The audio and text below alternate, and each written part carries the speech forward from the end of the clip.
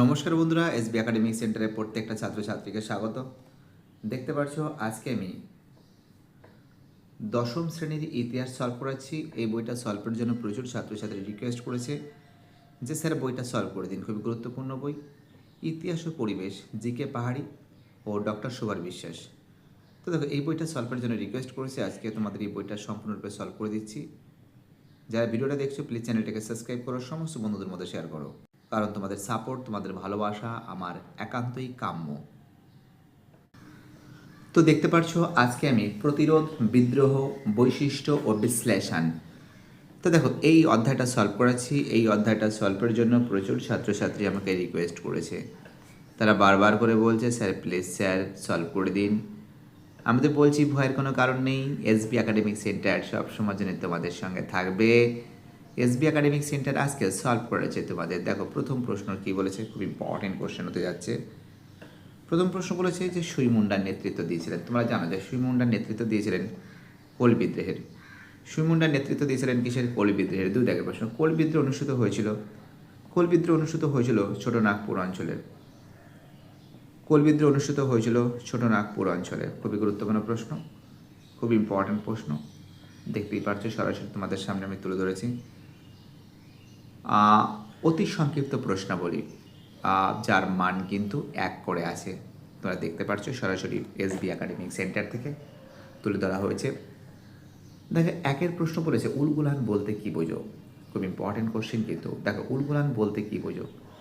দেখো, উলগুলান শব্দটার অর্থ হলো ভয়ঙ্কর বিশৃঙ্খলা। উলগুলান শব্দের অর্থ কী? উলগুলান শব্দের অর্থ হলো ভয়ঙ্কর বিশৃঙ্খলা। খুব ইম্পর্টেন্ট কোশ্চেন কিন্তু। চলো আমাদের নেক্সট কোশ্চেন, 2 দাগের প্রশ্ন, কত খ্রিস্টাব্দে নীল কমিশন গঠিত হয়? দেখো, তোমরা জানো যে নীল কমিশন গঠিত হয় কিন্তু 1860 সালে। নীল কমিশন কত সালে গঠিত হয়? নীল কমিশন গঠিত হয় কিন্তু 1860 সালে। খুব ইম্পর্টেন্ট কোশ্চেন কিন্তু। নীল কমিশন গঠিত হয় 1860 সালে। 3 দাগের প্রশ্ন, ফরাজি কথার অর্থ কী? খুব ইম্পর্টেন্ট কোশ্চেন। ফরাজি কথার অর্থ কী? তো তোমরা জানো যে ফরাজি কথার অর্থ হলো ইসলাম নির্দিষ্ট বাধ্যতামূলক কর্তব্য। ফরাজি কথার অর্থ কী? ফরাজি কথার অর্থ হলো ইসলাম নির্দিষ্ট বাধ্যতামূলক কর্তব্য। দেখো, যদি বলতো ওহাবি কথার অর্থ কী? ওহাবি কথার অর্থ হলো নবজাগরণ। আর ফরাজি কথার অর্থ কী? ফরাজি কথার অর্থ হলো ইসলাম নির্দিষ্ট বাধ্যতামূলক কর্তব্য। যাই হোক, ঠিকঠাক আছে। আমাদের পরের প্রশ্ন, 4-এর প্রশ্ন, দামিনী কোহ কথার অর্থ কী? দেখো, দামিনী কোহ কথার অর্থ হলো পাহাড়ের প্রান্তদেশ। দামিনী কোহ কথার অর্থ কী? দামিনী কোহ কথার অর্থ হলো পাহাড়ের প্রান্তদেশ। দামিনী কোহ কথার অর্থ কী? তোমরা জানো যে দামিনী কোহ কথার অর্থ হলো পাহাড়ের প্রান্তদেশ। 5-এর প্রশ্ন, ভিল বিদ্রোহের নেতা কে ছিলেন? দেখো, ভিল বিদ্রোহের নেতা ছিলেন শিওরাম। ভিল বিদ্রোহের নেতা কে ছিলেন? তোমরা জানো যে ভিল বিদ্রোহের নেতা কে ছিলেন? ভিল বিদ্রোহের নেতা ছিলেন শিওরাম। খুব ইম্পর্টেন্ট কোশ্চেন, খুবই ভাইটাল কোশ্চেন বলে আমি মনে করি। প্রত্যেকটা প্রশ্ন ইম্পর্টেন্ট, প্রত্যেকটা প্রশ্ন ভাইটাল। যারা ভিডিওটা দেখছো, যারা চ্যানেলের সঙ্গে যুক্ত আছো, যারা চ্যানেলটাকে সাবস্ক্রাইব করেছো, যাদের সাপোর্ট আমি পাচ্ছি, যাদের সাপোর্টের কারণে এসবি একাডেমিক সেন্টার সবসময় তোমাদের সাথে আছে, তোমাদের সাথে আছে, তোমাদের পাশে আছে। খুব ইম্পর্টেন্ট কোশ্চেন। ভিল বিদ্রোহ, ভিল কথা বিদ্রোহের নেতা কে ছিলেন? ভিল বিদ্রোহের নেতা ছিলেন শিওরাম। যাক, এবার ঠিক বা ভুল নির্ণয় করো। এই যে প্রশ্নগুলো আছে, এই প্রশ্নগুলো সলভ করা আছে, ঠিক বা ভুল নির্ণয় করো। খুব ইম্পর্টেন্ট কোশ্চেন হতে যাচ্ছে। প্রথম প্রশ্ন বলেছে ফরাজি একটি প্রাচীন উপজাতির নাম। ফরাজি একটি প্রাচীন উপজাতির নাম, এটা ভুল আছে। ফরাজি একটি প্রাচীন উপজাতির নাম, ভুল আছে। 2 দাগের প্রশ্ন, দুদু মিয়ার প্রকৃত নাম হলো হাজি শরিয়তুল্লাহ। দুদু মিয়ার প্রকৃত নাম হলো হাজি শরিয়তুল্লাহ। দেখো, এই যে প্রশ্নটা আছে এটা কিন্তু ভুল আছে। দুদু মিয়ার প্রকৃত নাম হাজি শরিয়তুল্লাহ, এটা ভুল আছে। 3-এর প্রশ্ন, বাংলায় ওহাবি আন্দোলনের প্রধান নেতা ছিলেন সৈয়দ আহমেদ। বাংলায় ওহাবি আন্দোলনের প্রধান নেতা ছিলেন সৈয়দ আহমেদ, না, ভুল আছে। তিতুমির ছিলেন। তো দেখো, আমাদের পরের যে প্রশ্নগুলো আছে, কয়স্তম্ভের সঙ্গে ক্ষয়স্তম্ভ মিলাবে। এই যে কয়স্তম্ভের সঙ্গে ক্ষয়স্তম্ভ মিলাচ্ছি, একটুখানি দেখে নাও ভালো করে। খুব সুন্দর করে তোমাদের সামনে কিন্তু আমি তুলে ধরছি। নতুন সদস্য আসে যারা, তাদের আমি অসংখ্য ধন্যবাদ জানাই। দেখো, 1798 সাল হবে চুয়াড় বিদ্রোহ।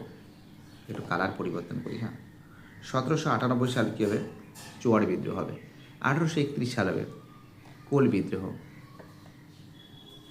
1855 সাল হবে সাঁওতাল বিদ্রোহ। 1859 সাল হবে নীল বিদ্রোহ। এটা 3 হবে, এটা 4 হবে, এটা 1 হবে, এটা 2 হবে।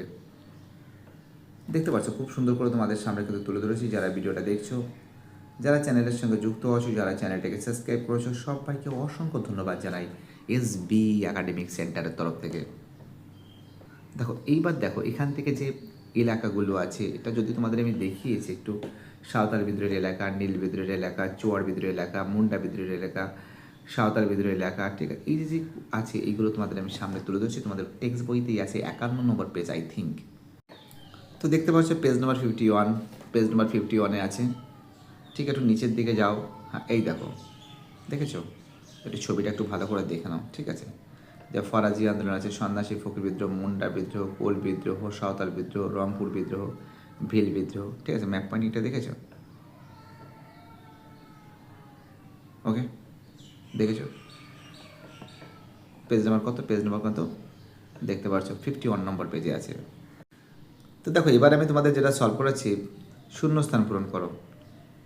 শূন্যস্থান পূরণ করো বলেছে। খুদকাঠি প্রচলিত ছিল, দেখো মুন্ডাদের সমাজে, তোমরা জানো খুদকাঠি প্রথা প্রচলন ছিল। খুদকাঠি কথার অর্থ হলো যৌথ মালিকানা, এবং খুদকাঠি প্রথা প্রচলিত ছিল কিন্তু মুন্ডাদের সমাজে। খুব ইম্পর্টেন্ট কোশ্চেন। খুদকাঠি কথাটা প্রচলিত ছিল মুন্ডাদের সমাজে। দেখো এইবার দেখো এখান থেকে যে প্রশ্নগুলো আছে, শূন্যস্থান পূরণ করো, দুদাগের প্রশ্নগুলো দেখে নাও তোমরা। প্রশ্ন করেছে বঙ্কিমচন্দ্রের আনন্দমঠ উপন্যাসে ড্যাশ বিদ্রোহের কথা উল্লেখ পাওয়া যায়। তোমরা জানো বঙ্কিমচন্দ্র চট্টোপাধ্যায়ের আনন্দমঠ উপন্যাসে সন্ন্যাসী ও ফকির বিদ্রোহের কথা উল্লেখ পাওয়া যায়। বঙ্কিমচন্দ্র চট্টোপাধ্যায়ের আনন্দমঠ উপন্যাসে সন্ন্যাসী ও ফকির বিদ্রোহের কথা উল্লেখ পাওয়া যায়। ঠিক আছে, দেখো এখানে লেখা রয়েছে সন্ন্যাসী ও ফকির বিদ্রোহ, ঠিক আছে? ওকে, তো যাই হোক এবার আমি তোমাদের এখান থেকে যে প্রশ্নগুলো আছে, এফ দাগের প্রশ্ন, যে বিবৃতিগুলির সঙ্গে সঠিক ব্যাখ্যাটি নির্বাচন করো। ভারতের ঔপনিবেশে ব্রিটিশ সরকার অরণ্য আইন প্রবর্তন করেছিলেন। দেখো এখানে যে ব্রিটিশ সরকার অরণ্য আইনের প্রবর্তনের উদ্দেশ্য ছিল পরিবেশে ভারসাম্য। বাবা, এত ভালো লোক হবে ইস্ট ইন্ডিয়া কোম্পানি? ভারতবর্ষের ভারসাম্য ব্যালেন্স ঠিক করছে, পরিবেশের কী অবস্থা! এত ভালো হলে তো হয়েই যেত। খোয়াতে কী বলছে, ব্রিটিশ সরকারের উদ্দেশ্য ছিল অরণ্যবাসীদের জীবন। বাবা, সাঁওতাল, মুন্ডা, কোল, এদের জীবনযাত্রার উন্নতি করা। এদের কাছে ট্যাক্স নিয়ে নিয়ে জীবন শেষ করে দিয়েছে এদের, আবার তাদের উন্নতি করবে। কি বলবো, আর বলার কিছু নেই। বাতে বলেছে ব্রিটিশ সরকার নিজেদের স্বার্থে অরণ্য সম্পদকে ব্যবহার করতে চেয়েছিল। হ্যাঁ ঠিক আছে, এটা ঠিক আছে। যাই হোক, মাঝে মাঝে কিছু প্রশ্ন আছে মেনে নিতে পারছিলাম না। চলো আমাদের পরের প্রশ্নগুলো একটু দেখে নাও। এই যে প্রশ্নগুলো আছে এটা সলভের জন্য রিকোয়েস্ট করেছিল আমাকে। যে প্রথম বলেছে, প্রশ্নটা বলেছে যে ফরাজি আন্দোলনকে ধর্মীয় পুনর্জাগরণের আন্দোলন ছিল। দুদিকে বলছে নীলকরা নীল চাষিদের উপর কীভাবে অত্যাচার করতো তার সংক্ষেপে লেখক। 3 দাগে বলছে চুয়াড় বিদ্রোহের গুরুত্ব কী ছিল। 4 দাগের প্রশ্ন তিতুমির কেন স্মরণীয় কেন। এই যে প্রশ্নগুলো আছে সেটাও তোমাদের সামনে আমি তুলে ধরছি, সম্পূর্ণ ভিডিওটা দেখতে থাকো। তো দেখো ফরাজি আন্দোলন কি ধর্মীয় পুনর্জাগরণের আন্দোলন ছিল? হ্যাঁ, ফরাজি আন্দোলন প্রাথমিকভাবে একটি ধর্মীয় পুনর্জাগরণের আন্দোলন ছিল, কিন্তু হাজী শরীয়তুল্লাহ ইসলাম ধর্মকে কুলুষমুক্ত করতে কোরআনের নির্দেশ পাতে ফরাজি জীবনযাত্রা যাপনের ডাক দিয়ে এই আন্দোলন শুরু করেন। তবে পরবর্তীকালে এটি একটি অর্থসামাজিক ও রাজনৈতিক রূপ ধারণ করে। প্রথমে ছিল একটা ধর্মীয় পুনর্জাগরণ ছিল, কিন্তু পরবর্তীকালে যেন একটি কৃষক বিদ্রোহের দিকে ধাবিত হয়। যাই হোক, আমাদের পরের প্রশ্ন কী বলেছে দেখা যাক। নীল চাষিদের উপর কীভাবে অত্যাচার করতো তার সংক্ষেপে আলোচনা করো। নীলকরা কৃষকদের অনিচ্ছা সত্ত্বেও দাদন বা অগ্রিম টাকা দিতে বাধ্য করতো। নীল চাষ না করলে কৃষকদের মারধর করা, তাদের ঘর বাড়ি আগুন লাগিয়ে দেওয়া, গবাদি পশু কেড়ে নেওয়া, এমনকি জেলেও আটকে রাখা হতো। উর্বর জমিতে ধান চাষের পরিবর্তে বদলে তারা নীল চাষ করতে বাধ্য করা ছিল তাদের চরম অত্যাচারের অন্যতম রূপ।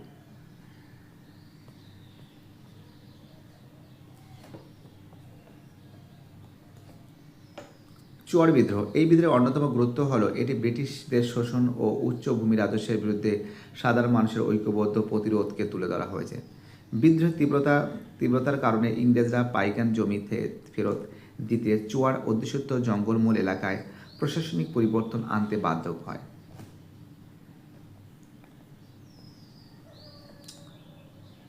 চারের প্রশ্ন হচ্ছে তিতুমির স্মরণীয় কেন।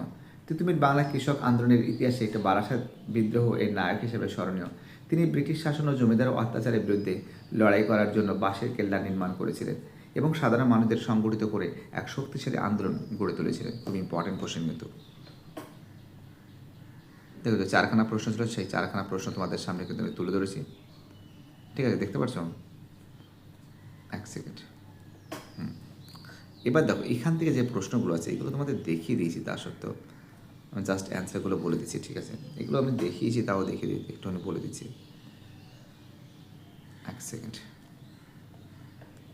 দেখো এগুলো বলছে সাঁওতাল বিদ্রোহ পড়েছিল কেন, পেজ নম্বর 47 থেকে 48 নম্বর পেজে পেয়ে যাবে, জিকে পাড়িতে পেয়ে যাবে দুই দাগে। নীল বিদ্রোহের সংবাদপত্রের ভূমিকা পেজ নম্বর 56। বিদ্রোহ অভ্যুত্থান ও বিপ্লব বলতে কী বোঝে, পেজ নম্বর 43। বারাসাত বিদ্রোহের প্রকৃত বিশ্লেষণ করে পেজ নম্বর 52 থেকে 53 নম্বর পেজে আছে। এবার এখান থেকে দেখো প্রশ্নমান 8, এই যে এখান থেকে এই প্রশ্নগুলো সলভ করাচ্ছি। একে প্রশ্ন সন্ন্যাসী ও ফকির বিদ্রোহের ঐতিহাসিক তাৎপর্য লেখা পেজ নম্বর 51 থেকে 52 নম্বর পেজে আছে। দুই দাগে প্রশ্ন নীল বিদ্রোহের কারণ কী ছিল, এই বিদ্রোহের বুদ্ধিজীবী শ্রেণীর ভূমিকা লেখো পেজ নম্বর 55 থেকে 56। মুন্ডা বিদ্রোহের কারণ কী লেখো পেজ নম্বর 49। সাঁওতাল বিদ্রোহের কারণ ও প্রকৃতি নিয়ে আলোচনা করো 46 থেকে 48 নম্বর পেজ। তো দেখতে পাচ্ছ খুব সুন্দর করে তোমাদের সামনে কিন্তু আমি তুলে ধরেছি। এবং যারা ভিডিওটা দেখছো, যারা চ্যানেলের সঙ্গে যুক্ত আছো, যারা চ্যানেলটাকে সাবস্ক্রাইব করছো, সবাইকে অসংখ্য ধন্যবাদ জানাই এসবি একাডেমিক সেন্টারের তরফ থেকে। আমরা প্রত্যেকটা চ্যাপ্টার বাই প্রত্যেকটা চ্যাপ্টার পর করে খুব সুন্দর করে তোমাদের সামনে তুলে ধরবো। ভয়ের কোনো কারণ নেই। এসবি একাডেমিক সেন্টার তোমাদের সঙ্গে থাকবে, আশেপাশে আপদে বিপদে সুখে দুঃখে এসবি একাডেমিক সেন্টার থাকবে। বাই টাটা, সবাই ভালো থাকবে।